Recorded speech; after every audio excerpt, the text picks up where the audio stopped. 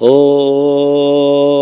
नमः सिद्धेप श्री वीतरागाय नमः। ओम ह्रीं नमो ह्रियंतानम नमो सिद्धानम नमो आयर्यानम नमो वज्रायनम नमो लोये सब शाहूनम चत्तारि मूलमृतामलम सिद्धामलम सावमंगलम केलिपनत्तो धम्ममंगलम चत्तारि लोकोत्तमा रंता लोकोत्तमा सिद्धा लोकोत्तमा साहु लोकोत्तमा केलिपनत्तो धम्मो लोकोत्तमो चत्तारि शरणभोजामि शरणभोजामि शरणभोजामि साहु शरणभोजामि केलिपनत्तं धम्मं शरणभोजामि।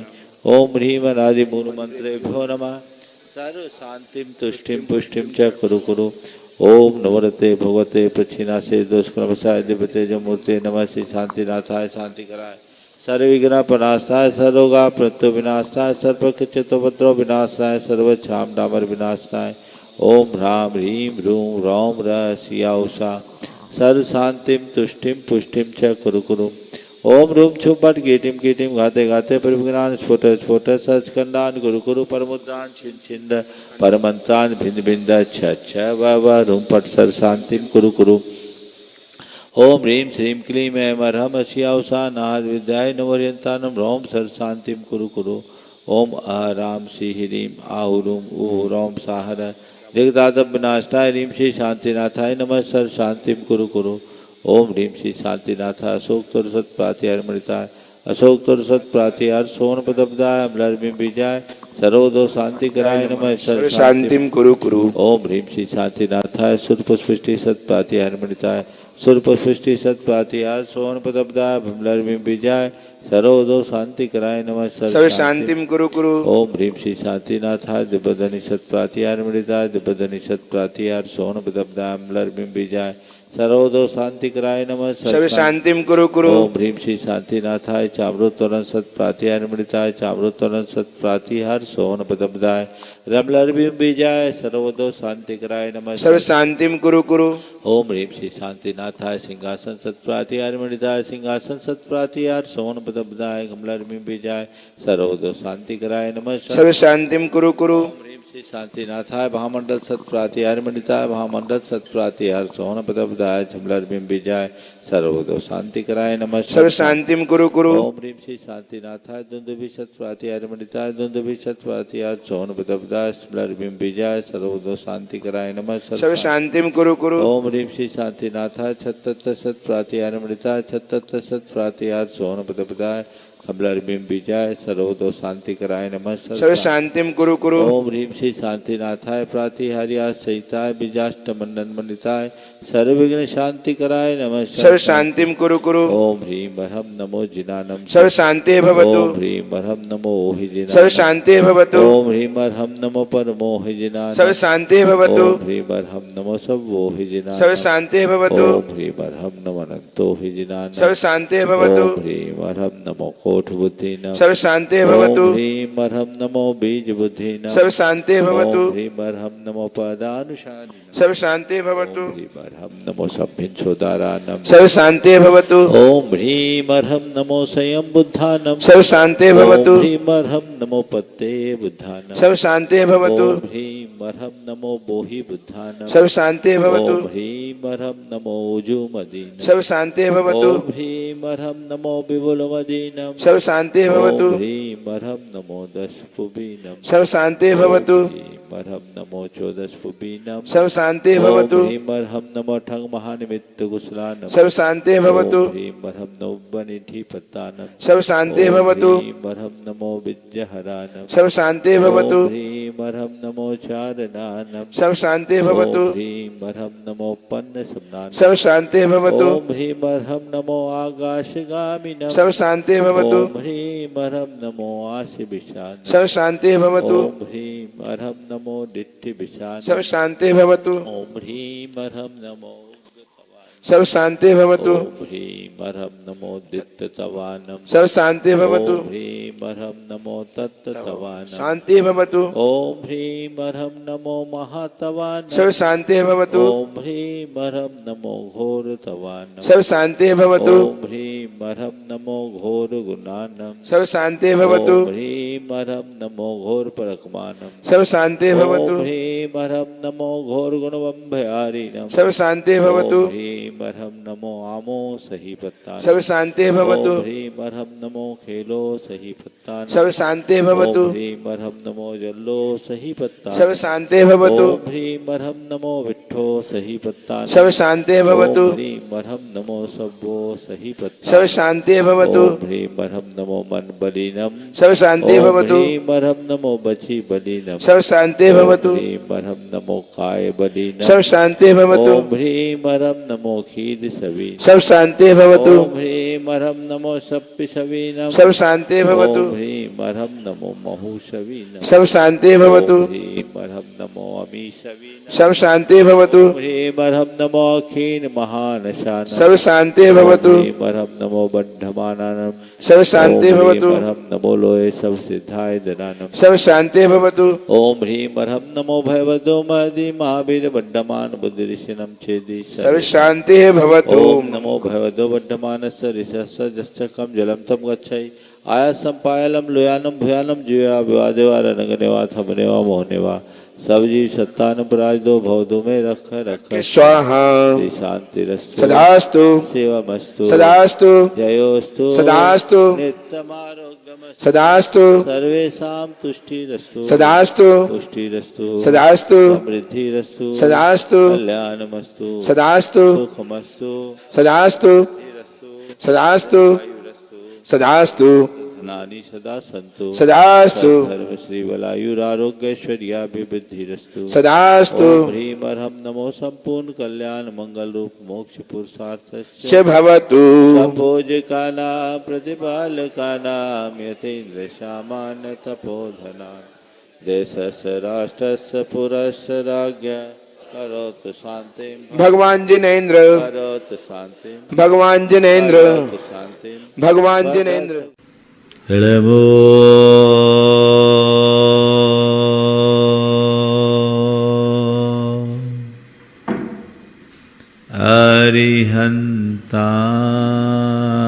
अरिहन्ताणं नमो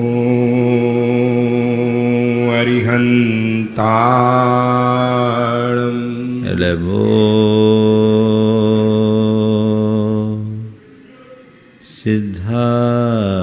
सिद्धाणं नमो सिद्धाणं नमो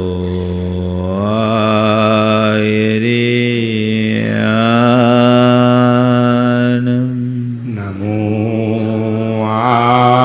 आयर्याणं नमो उवध्याया नमो वज्झाया नमो लोये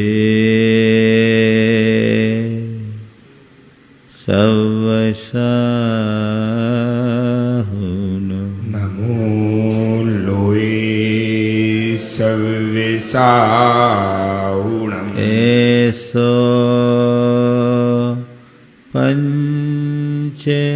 पंचेणमुयारो ईशो पंचनमो यारो सवपाव पनाशनो सव्यपावपणाशिनो मंगलालं च सभ्येसिं मङ्गलाणं च सभ्येसिं पढ़मं होय मंगलम परमं होय मङ्गलम् जय बोलो देवादिदेव 1008 श्री भगवान महावीर स्वामी की जय जय जय अहिंसा परमो धर्म की जय जय जय परम पूज आचार्य गुरुवर श्री विद्यासागर जी महाराज की जय जय जय परम पूज्य महामना मुनिराज प्रमासागर जी महाराज की मुनि संघ की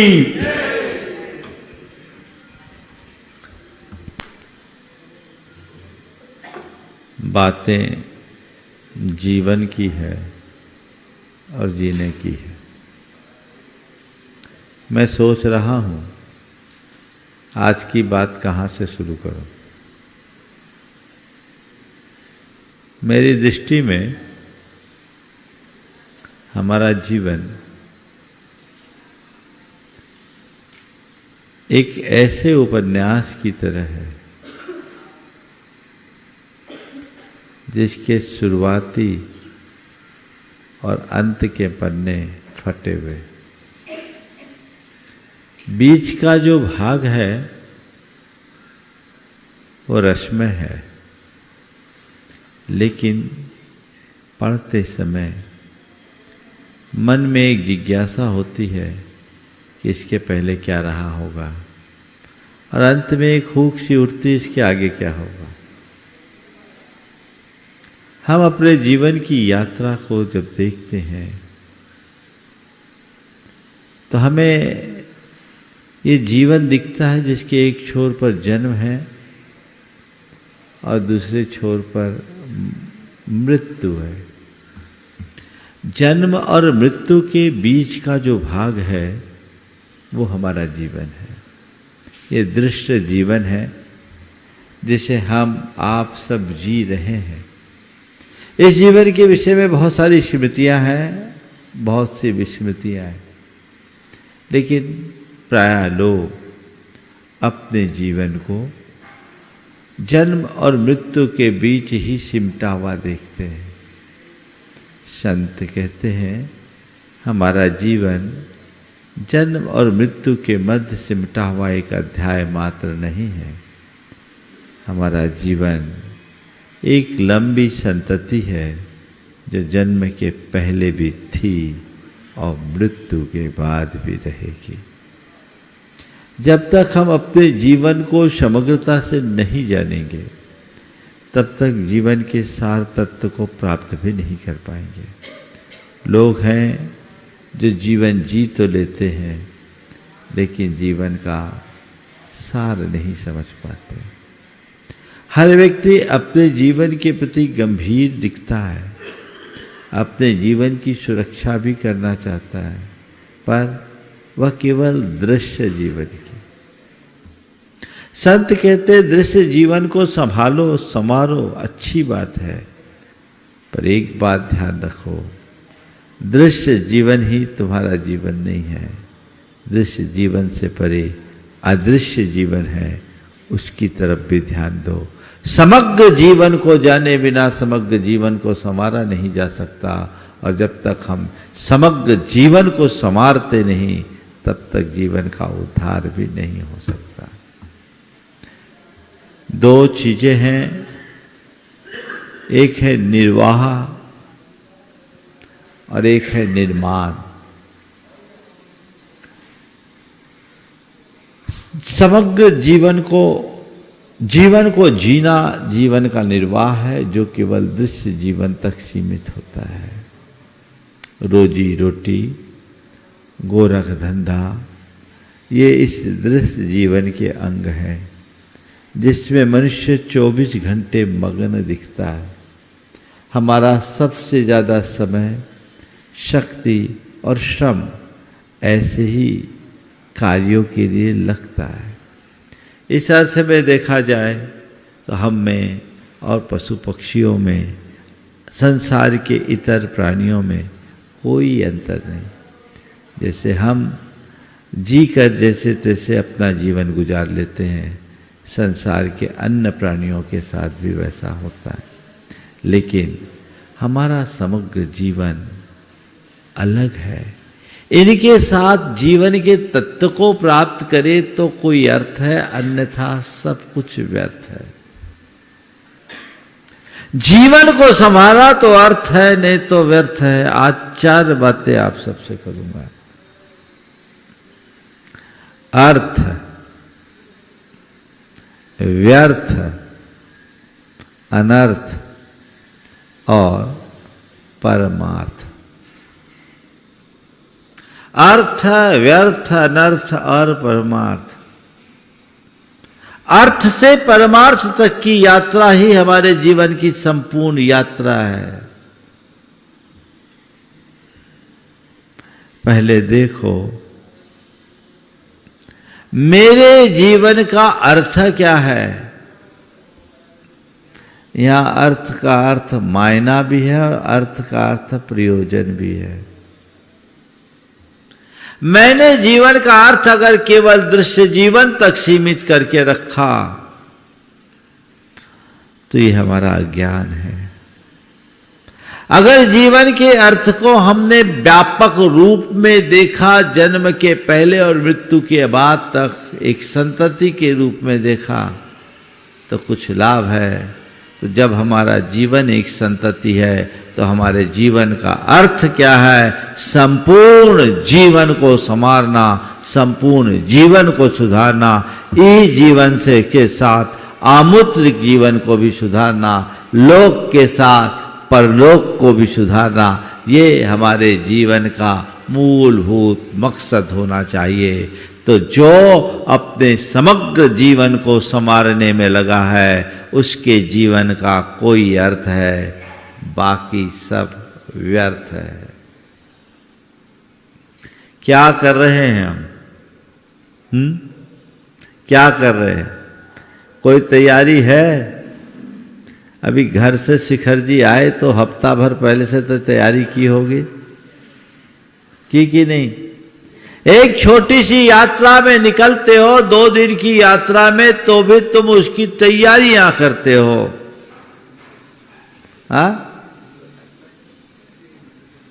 अगली यात्रा की कोई तैयारी है? और विडंबना यह है कि तुम्हारे द्वारा की जाने वाली यात्राएं तुम्हारी इच्छा और बुद्धि के अनुरूप होती है, तुम पहले से तय करते हो। लेकिन जो हमारी अंतिम यात्रा है वो पक्की है, कब होगी इसका कोई पता नहीं।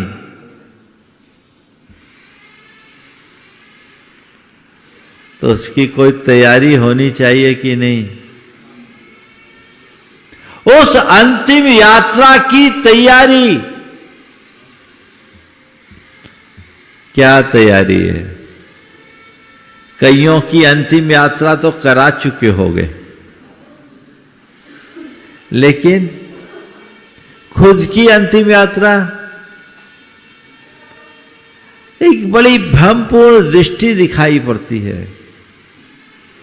हम लोग कहते हैं राजा राणा छत्रपति हाथिन के असवार और मरना सबको एक दिन अपनी अपनी बार। इसका अर्थ सब यही सोचते हैं कि मरना सबको एक दिन अपनी अपनी बार, जब मेरी अभी बारी आएगी तब मरेंगे, पर अभी हमारी बारी नहीं, अभी औरों की बारी है, हमारी बारी तो सबसे आखिरी में आएगी, यानी जब सब मर जाएंगे तब हम मरेंगे। क्या है मरना सबको एक दिन अपनी अपनी बार का मतलब क्या है? तुम्हारी बारी कभी भी आ सकती है, कहीं भी आ सकती है। अपनी बारी की तैयारी होनी चाहिए। जीवन को अर्थ दो, जीवन के अर्थ को पहचानो। मैं क्या कर रहा हूं, इस पर अपनी दृष्टि होनी चाहिए। अगर वो दृष्टि नहीं है तो हमारा जीवन व्यर्थ है, तो हमारा जीवन व्यर्थ है। वो दृष्टि अपने अंतरंग में होनी चाहिए। जो जीवन के मूल अर्थ को समझता है वह जीवन के प्रति पूरी तरह गंभीर और संवेदनशील भी हो जाता है। तुम लोग चलते हो, अगर रिजर्वेशन नहीं होता है तो बड़ी चिंतित रहते हो। यहां तो जुगाड़ तुगाड़ से बीच में ट्रेन में भी व्यवस्था बन जाती है, लेकिन तुम्हारी परलोक यात्रा में तो जो तुम यहां से व्यवस्था करोगे वही मिलेगी, जैसी व्यवस्था होगी वही मिलेगी, वहां कोई परिवर्तन नहीं है। उसके लिए तैयारी होनी चाहिए, उसकी तैयारी होनी चाहिए, ऐसी तैयारी कि कल तुम्हें किसी प्रकार की कठिनाई ना हो।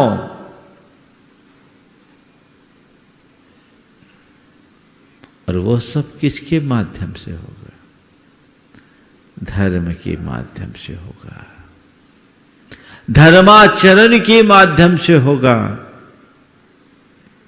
हम जो धर्माचरण करते हैं उससे हम अपने जीवन के मूल अर्थ की पूर्ति करने में समर्थ होते हैं।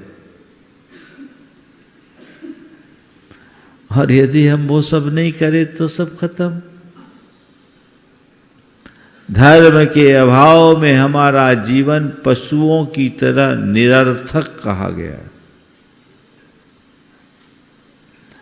वो हमारे अंतरंग होना चाहिए, जीवन में धर्माचार जुड़ना चाहिए, और वो धर्माचार केवल क्रियाओं का नहीं, भाव और विचारों से भी जुड़ा हो। मैंने अपने जीवन में कितना धन जोड़ा, कितनी संपत्ति जोड़ी, कैसी प्रतिष्ठा पाई और कितनी पहचान बनाई, इनका कोई अर्थ नहीं। हमने अपने जीवन को भीतर से कितना समृद्ध किया, अपने जीवन में कितना पुण्य वैभव जोड़ा, कितना गुण वैभव जोड़ा, इसका ही असल अर्थ है। मुश्किल ये है कि व्यर्थ की बातों में हम 24 घंटे चिपके रहते हैं, पर जिसका मूल अर्थ है उसकी तरफ दृष्टि ही नहीं जाती। वो दृष्टि जानी चाहिए। मनुष्य को सबसे ज्यादा गंभीर अपने जीवन के प्रति होना चाहिए कि मैं सब कुछ करूंगा लेकिन अपने जीवन को व्यर्थ नहीं गंवाऊंगा। और दुर्लभता से मनोजीवन मिला है। इसी जीवन में हमारे अंदर इतनी समझ, सोच और शक्ति है कि हम अपने जीवन को सफल बना सके। ये जीवन निकल जाने के बाद तो हाथ में कुछ भी शेष रहेगा ही नहीं। इसलिए अर्थ व्यर्थ मत करो, और अनर्थ तो होना ही नहीं चाहिए। प्रयोजन को पूर्ण करना अर्थ है, प्रयोजन को भुला देना व्यर्थ है, और प्रयोजन के विरुद्ध काम करना अनर्थ है।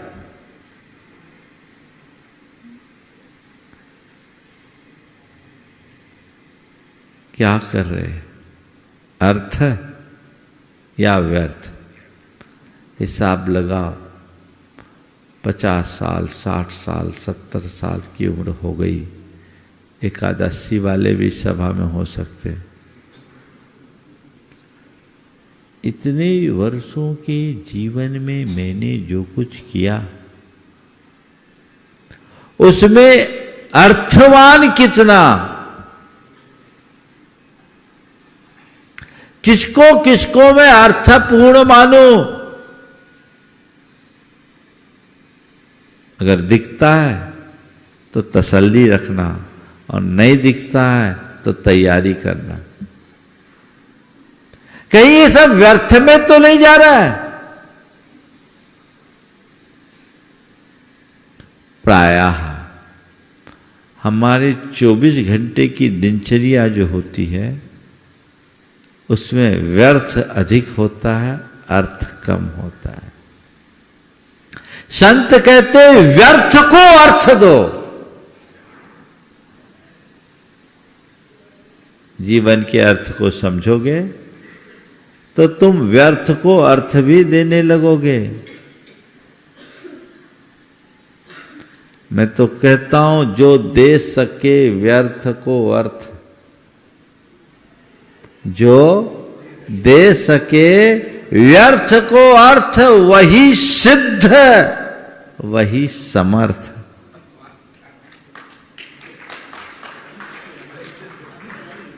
जो दे सके व्यर्थ को अर्थ, वही सिद्ध, वही समर्थ। व्यर्थ को अर्थ देने की कला सीखिए।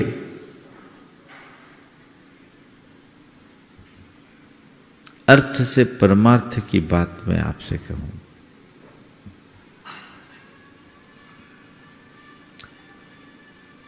एक राजा के 3 पुत्र थे। तीनों पुत्रों के मध्य उत्तराधिकारी के चयन का सवाल था।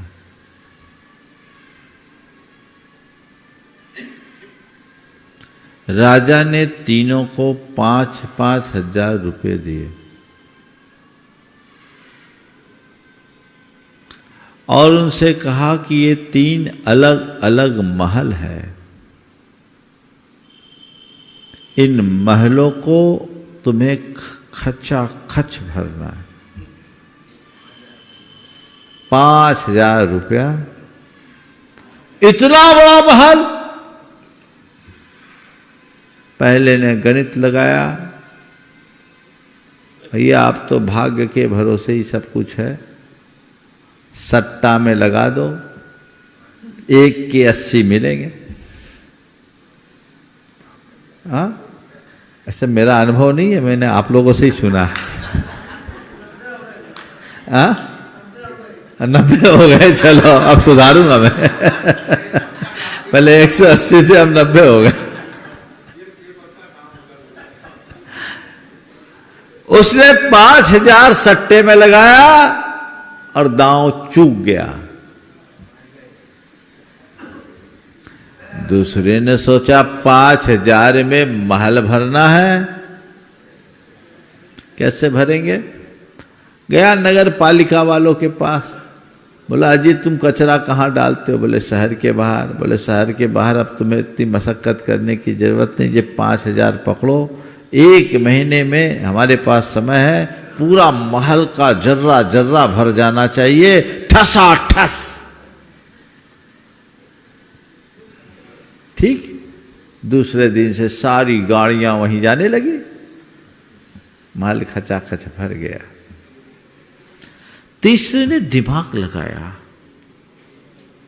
कि पिता ने 5,000 रुपए दिए महल को भरने के लिए कहा है, तो जरूर इसमें कोई रहस्य होगा, क्योंकि गणितीय दृष्टि से 5,000 में महल को ठसाठस भरना बहुत मुश्किल है। सोच में पड़ गया। 1 महीने की अवधि दी गई थी, 29 दिन बीत गए थे। 30वें दिन वो शाम को भगवान के दरबार में पहुंचा, इसी चिंतन में कि क्या करूं। तभी देखता है कि रानी आती है, मंदिर में दीप जलाती है, प्रकाश फैलता है, अगरबत्ती जलाती है, सुवास फैलती है। पूरा मंदिर प्रकाश और सुवास से भर उठा। उसे उसका मार्ग मिल गया। अगले दिन तीनों की परीक्षा थी। पिता ने तीनों को बुलाया, बोले क्या हुआ? पहला मुंह लटकाए खड़ा था, कहा पिताजी भाग्य ने साथ नहीं दिया। बोले क्या हुआ? मैंने सट्टे पे लगाया, सट्टा हार गया। फिर सट्टे में रुपए लगाए। बोले हाँ। बोला बेटा तूने अनर्थ कर दिया, अनर्थ कर दिया, इसका कोई अर्थ नहीं हुआ। दूसरे से पूछा, बोले चलिए पिताजी पूरा महल भरा खचाखच। अब जब ले जाने लगे तो इतनी बदबू की पिता को दूर से ही रुमाल लगाना पड़ा। निकट पहुंचा, दरवाजा खोला, कचरे का ढेर एकदम गिर पड़ा, उसके कपड़े भी गंदे हो गए, बचने के लिए भागना पड़ा। बोले पिता ने पूछा बेटा ये क्या किया? बोले 5,000 में इसके अलावा और क्या भरा जाएगा? इससे सस्ता और कुछ हो ही नहीं सकता। बेटा तूने व्यर्थ कर दिया। ना भरता तो फिर भी अर्थ था, ये भर करके तो तुमने उल्टा ही कर दिया, कचरा भरा। तीसरे से पूछा बेटे तुमने क्या किया? बोले पिताजी आपकी कृपा है, आज महल में पहुंचे और जब आप महल में पहुंचोगे आपको महल भरा मिलेगा।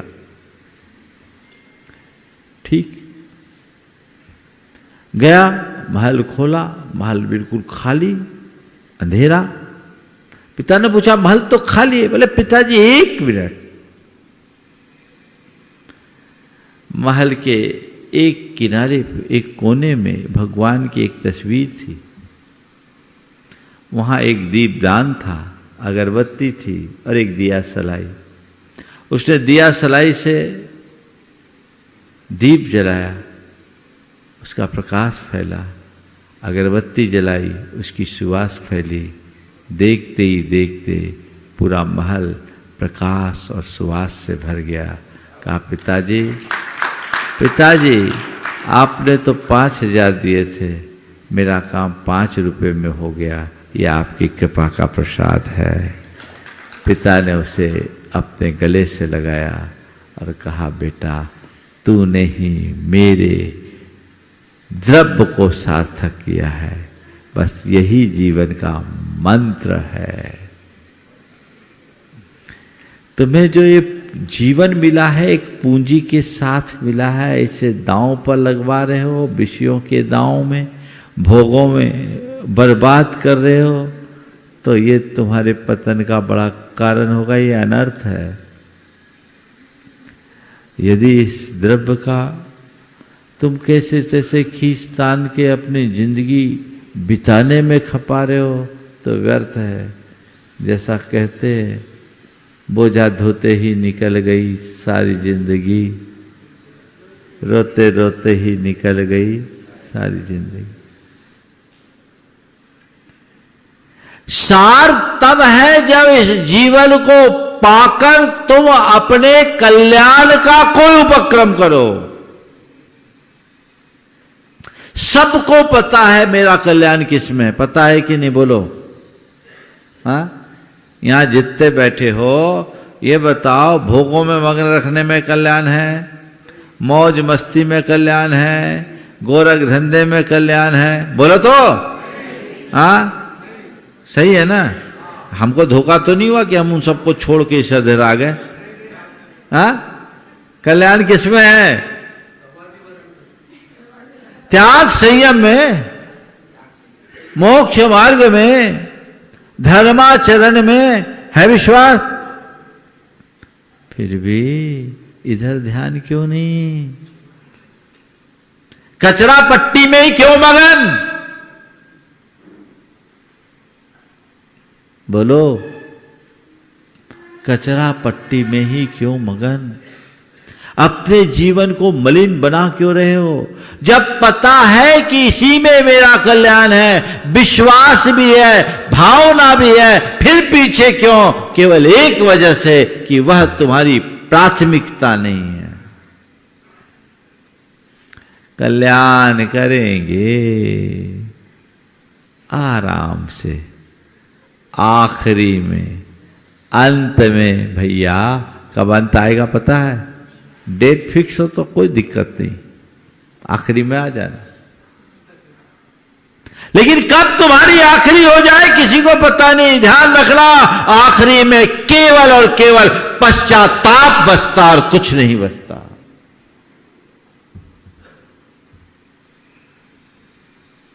एक पल के लिए आंखें बंद करो, सब लोग आंखें बंद करो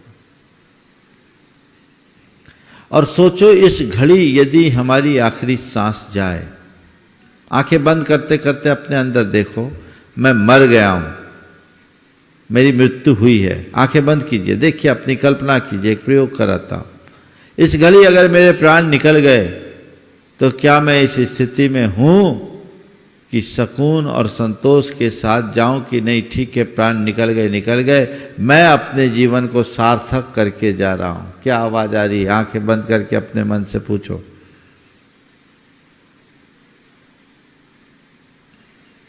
क्या आ रही है? कृत होके जा रहा हूं या कमियां छोड़ के जा रहा हूं? बोलो, क्या आई? कितने लोग हैं जिनके अंदर आया कि हम जो करना था सब कर लिए, कुछ बाकी नहीं रहा है? एक भी आदमी? कोई नहीं। यही संसार है। अगर तुम इतने में ही संतुष्ट है तो तुम्हारे संसार का विस्तार ही होगा। जीवन ऐसे जियो कि कभी भी मौत आ जाए, मायूसी ना हो। ठीक है, मैं खुश हूं अपने जीवन से, क्योंकि मुझे जो करना था मैंने वह किया है। मैं हमेशा अपने जीवन में उससे बचा रहा जो अकरणीय है। सब जानते धर्म से कल्याण होगा, धर्म मुझे करना है, ऐसा कोई नहीं है जो यहां अधर्मी हो। करना है कब? आखिरी में। आखिरी कब? आखिरी कब इसका पता नहीं, आखिरी आ जाती है, धर्म रह जाता है। और एक बात और ध्यान रखना, कदाचित आखिरी में करना भी चाहो ना तो करने लायक बच्चों, इसकी कोई गारंटी नहीं। एक दिन सवाल किया था एक ने कि महाराज जी, अगर बच्चे धर्म कहते हैं तो लोग कहते हैं कि अभी तुम्हारी उम्र नहीं है, और बड़ों से पूछते हैं, बूढ़ों से पूछते हैं तो कहते हैं बेटा अब हमारी उम्र नहीं बची। बच्चों से तुम कह रहे हो उम्र नहीं, और बूढ़ों से कहो तो बोला अब हमारी कहां उम्र बची। तो कब करोगे? जब जागो तभी सवेरा। यावत् स्वस्थो अयम देह यावद मृत्युश्च दूरतः तावद आत्महितम कुर्यात् प्राणान्ते किम करिष्यसि। जब तक ये शरीर स्वस्थ है, जब तक मृत्यु तुम्हारे निकट नहीं है, तब तक अपनी आत्मा के हित का उद्यम करो। प्राण निकलने के बाद तुम फिर क्या करोगे? अनर्थ से बचना है, व्यर्थ नहीं खोना है, अर्थ को पहचानना है और परमार्थ को पाना है। दूध दुहना अर्थ है। दूध को यूं ही छोड़ देना, विकृत कर देना व्यर्थ है। दूध को ढोल देना अनर्थ है, और दूध से घी निकाल लेना परमार्थ है। दूध से घी निकालो, इस दूध में घी है, इसे पहचानो। केवल दूध मिला, दूध पी करके छोड़ दो तो क्या मतलब? मजा तो तब है जब तुमने उस दूध से घी निकाला। जीवन दूध की भांति है, तुमने पाया, केवल इसे भोग लोगे, कोई अर्थ नहीं। इसे विकृत करोगे, व्यर्थ है, यूं ही गवाओगे, अनर्थ है। लेकिन त्याग तप संयम के रास्ते पर चलकर इसे घी निकालोगे, यानी इसके सार को पाओगे, वही परमार्थ है, जो सिद्धि का आधार है, जिसके बल पर सिद्धि की उपलब्धि होती है। उसे हासिल करने का पुरुषार्थ होना चाहिए। तो अर्थ से परमार्थ की ओर बढ़ने का लक्ष्य रखो। अपनी प्राथमिकताओं को बदलो। निष्ठा की दुर्बलता और प्रमाद की प्रबलता हमारी प्राथमिकता तय नहीं होने देती। निष्ठा प्रगाढ़ बनाओ, लक्ष्य सुनिश्चित करो, प्रमाद पर नियंत्रण रखो, तब कहीं जाकर आप सब दुर्बलताओं से मुक्त होकर जीवन को आगे बढ़ा सकोगे। इसलिए आज के इस प्रसंग में मैं इतनी ही बात कहूंगा कि अब मुझे परमार्थ में लगना है। और यहां ज्यादातर सीनियर सिटीजन दिख रहे हैं, 60 पार वाले। अब ये जो बचा हुआ जीवन है, इसको परमार्थ में नियोजित करो, तब तुम्हारे जीवन का अर्थ होगा। नहीं तो सब व्यर्थ है। आप वैराग्य का भाव जगना चाहिए। संसार के लिए मुझे जितना जीना था जी चुके, अब अपने लिए जिएंगे। घर गृहस्थी पारिवारिक सामाजिक उत्तरदायित्व मैंने खूब निभाया। अब स्वयं के प्रति जो मेरी जिम्मेदारी है, स्वयं का जो उत्तरदायित्व है, मैं उसका निर्वहन करूंगा। तब कहीं जाकर कोई सुलाभ होगा। बंधुओं, परमार्थ की जिनने उपलब्धि की, ऐसे सिद्धों की आराधना आगामी 27 तारीख से है। ये आराधना हमारे परमार्थ की पूर्ति में कारण बनेंगे। जो उसमें सम्मिलित हो रहे हैं वे भाग्यशाली हैं। यहाँ जिन्हें अवसर नहीं मिल पाया वो घर बैठे इसका लाभ जरूर ले सकते हैं और लाभ लेते हुए अपने जीवन के क्रम को आगे बढ़ाएं, जिससे हमारे जीवन को सार्थकता मिले। घर बैठे सिद्ध चक्र विधान के अनुष्ठान का सौभाग्य आपको मिलेगा। जिनके घरों में सिद्ध चक्र के मंत्र गूंजेंगे उनके घर में सब अलाय बलाई दूर हो जाएगी। बस थोड़ी शुद्धि और पवित्रता के साथ यदि आप यहाँ आने का अवसर नहीं मिल पा रहा है तो घर बैठे लाभ जरूर लें और अपने जीवन को धन्य करें। यहीं पर विराम से सूचनाएं ब्रह्मचारी जी देंगे। बोलिए परम पूज्य आचार्य गुरुवर श्री